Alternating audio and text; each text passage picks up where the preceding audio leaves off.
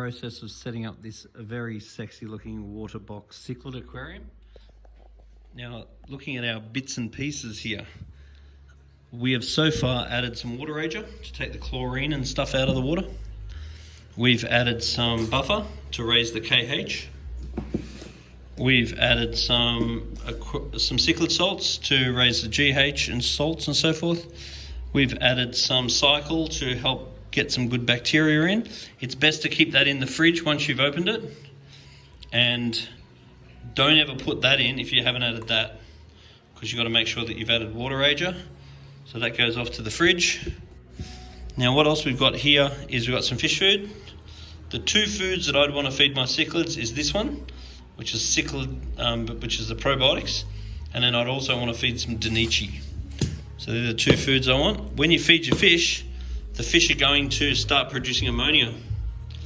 And then the ammonia is going to allow the growth of nitrifying bacteria in the balls and the sponges to actually break the ammonia into nitrite. Then the nitrite is going to cause the growth of different bacteria that breaks the nitrite into nitrate. And when your nitrate comes up, you want to do water changes.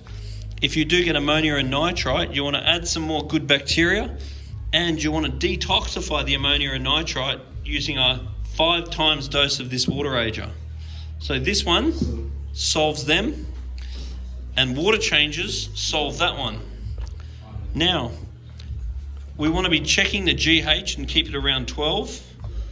If our GH is too low, we want to add more of this one. This is for GH. If the GH is too high, we want to do a water change and not add this one.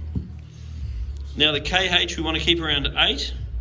So you're going to drop until it changes colour, because it's a titration test. If the KH is too low, we're going to add this one. If the KH is too high, we're going to do a water change and not add this one. So they're basically the bits and pieces that you need. We've also got a pH test, so as long as the pH comes out blue, Bob's your uncle. So what we're going to do with this tank next is add, say, half a dozen fish, wait a week, test the water, add another half a dozen fish, wait a week, test the water, until we're happy with the volume of fish. And it's easier to slowly add fish until you get too many. And then as the fish grow up, you can start to wean out the fish that are not so much your favorite. Because when you're setting a tank up like this, it's the fish that John West rejects that makes John West the best. So getting too many fish while they're young and letting them grow up together while they're young is way easier than not getting enough fish and then trying to add one later on once they're already big, because that will be a lot more risky and it will cost a lot more. Anyway, if you've got any tips for fish that you'd like to add to this tank, then make sure you put a little note onto the bottom of this video.